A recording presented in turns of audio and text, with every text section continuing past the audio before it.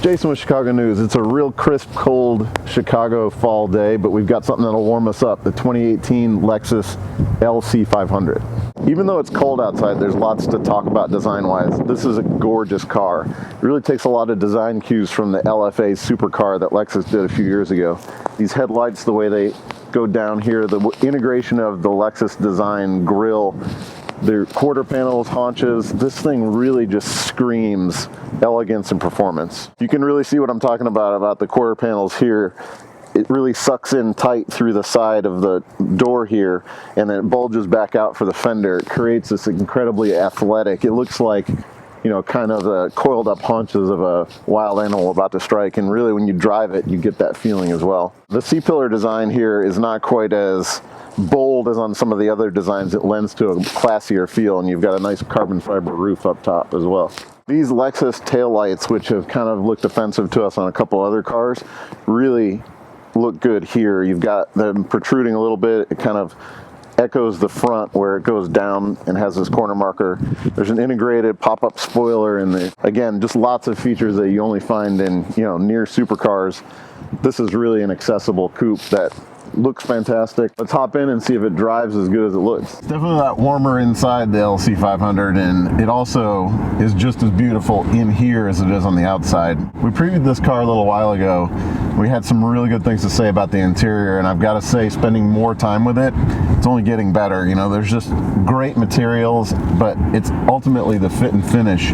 The way this leather is stretched really tight over the console, you know, things like that. It's really high end.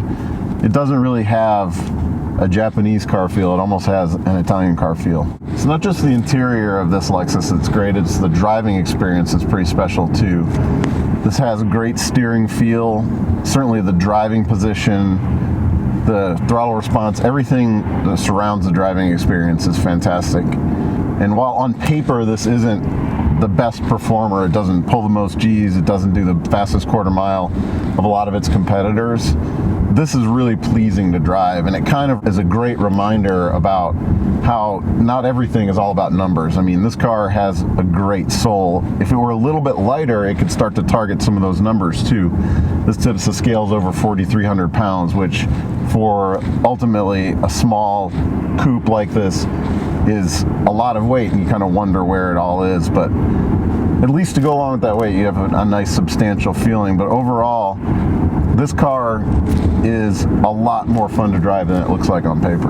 When you think of a supercar, you don't often think of Lexus. They have obviously the V10 LFA, which didn't do the best, but this LC 500 is more of a sports coupe. Incredibly luxurious interior, but it's a car that you can get out on the track, and it sure makes incredible noises. We've driven a couple of the other Lexus sports coupes with the V8 that have 460 horsepower, and you might think 40 horsepower is not that big of a difference, but let me tell you, this actually feels considerably faster than those. Manual mode of this transmission is fantastic as well. Really crisp blips on the upshifts, really fast shifts, but you know what's amazing about it is it's a super fast shift, but it doesn't upset the chassis at all on this wet day. It's really just laser fast, but also no break in the acceleration, doesn't upset the platform at all. You know, it's been a while since I've been in a car that sounds so good that that's pretty much the only thing you're thinking about the whole time. This chassis is good enough that you don't even really need to think about it as you're driving it. I've got this in the sportiest mode, Sport Plus mode, but I have the traction control on, and it's letting me slide the car around a little bit, and it's never getting completely out of shape. It's a really good system. In these days where pretty much every car is turbocharged or turning into a turbocharged car, having this big, old, nasty, normally aspirated V8 up at the front here, you know, it feels kind of nostalgic almost. All right, that was fun. Really cool car. We've been wanting to try this LC 500 out, and definitely doesn't disappoint. Incredibly luxurious, but at the same time, really fun out on the track. A couple of the features that contribute to such great driving feel, I think, are some of the electronic aids they've got. There's four-wheel steering, there's front variable steering ratio, so it doesn't just have steering assist that's variable, it actually varies the steering ratio of the rack. In certain situations, you can have better and lower effort. In other situations, you can have a higher effort and better steering feel. But certainly, probably the most contributing factor to how fun this is that amazing engine note. Woo! Just listen to that thing. I mean, it is a seriously aggressive note. So we brought this to our favorite stretch of curvy road in Chicago here. Let's see how it does.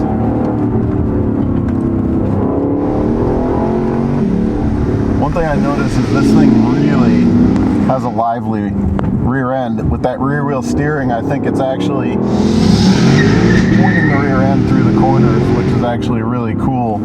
It actually kind of makes the car feel a little livelier than it maybe already is. Again, something that maybe hurts the numbers, but it contributes to the driving enjoyment. But man, listen to that engine, and that steering feel is fantastic. One of the things that makes this so much fun to drive, besides the performance, the sound, all those other things, is just the level of refinement. Again, you combine such a good sound, excellent steering feel, handling, some lively response. You put all of that in the wrapper that this is in, and with the fit and finishes, and this thing just feels silky smooth. I mean, this is in kind of our cruise mode here, and this thing is quiet, comfortable, it's soaking up the bumps. You've got several different suspension mode selectors. You got sport, you got standard, which we're in. I'll dial it up to sport plus, and immediately you feel a little bit more firmness over the bumps. Still does a great job of soaking everything up. Overall, I think that the real draw of this car is its refinement. Okay, I've got a couple of gripes, which are kind of stand out a little bit more based around how good most of this car is, and that one is a holdover from pretty much every Toyota and most Japanese cars that we test, and that is the blind spot monitor and rear cross traffic alert and parking sensor warnings that you get here on the dash that are just there to tell you those systems are on. I don't know, it just bugs me. They look cheap, those lights. You know, it kind of looks like a warning light. It's distracting, they're bright. They shouldn't be there. If you would want a warning light if that system was off, and then, you know, you'd turn it on, but you don't need a constant reminder that the blind spot monitors are on or that the rear cross traffic alert is on. It's just distracting to have it that way. Another little gripe, there's a couple of these switches. I really appreciate that they put a separate tuner knob on the center controls here, but it does have a bit of a cheaper feel, and the transmission is not really up to the performance level of the engine or the chassis.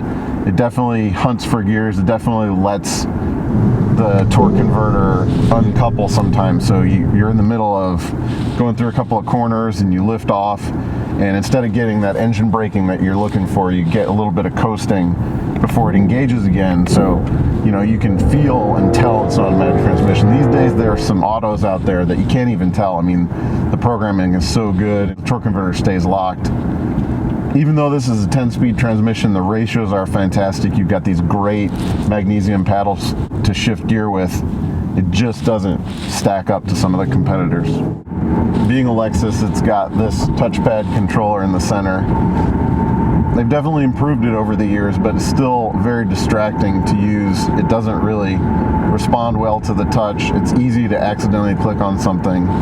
Again, I get that they're sticking to this. They've got a lot of investment in this technology. Some other brands have done a better job, notably Mercedes, at getting an actual trackpad to work in a car.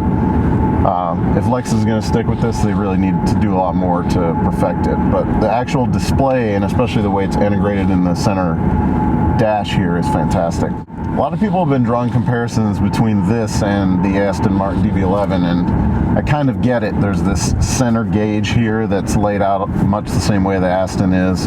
You know, they're both low and wide coupes. V8 power now is available on the Aston as well.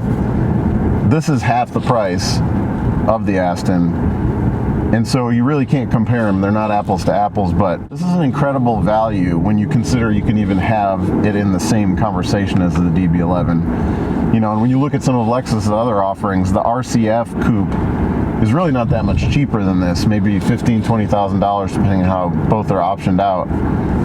This is a lot more car, and this is in a whole nother level of the RC F. So you know, this is definitely a pretty special car in the marketplace right now. All the rumors I've been hearing is that Lexus is gearing up to do an LC F version with as much as 600 horsepower and turbocharging, and as wonderful as this is to drive, we're really excited if they do come out with that one. Like most of Toyota/Lexus products, that actual traction control is pretty difficult to switch off, and it still has a couple of different minders on, but once you get it fully turned off, which involves cycling the switch and then holding it down, you know, you get a really, really fun driving experience. This is really controllable at the limit. Like I said, I think a lot of that has to do with the rear wheel steering, but you know, it's kind of hard to get to that mode. They kind of hit it there. I feel like they should trust us a little bit more, not us as in journalists, but us as in the public more, to be able to access that. Once you turn it off too, and the traction control kicks back on, you have to actually stop the engine, restart it, and then you can turn the traction control off. Really interesting center console here. It actually slides back part way to expose a cup holder. Once it's slid back, that exposes another knob which opens and gets into the main compartment. So there's not a ton of space in this coupe, obviously, and this is a great way to access some of that. Enough about all that. Let's listen to that V8 again. Yeah. Really is a phenomenal engine note. Good reminder of how important that is in a car like this. I mean, the sound is really a big part of the experience here, and this absolutely delivers. Okay, so what do we think about this 2018 Lexus LC 500? Well, it's an incredible power plant in a gorgeous car, and it actually is an incredible value when you compare it to some of the others. It's refined, fun to drive. This is definitely one Lexus that I love.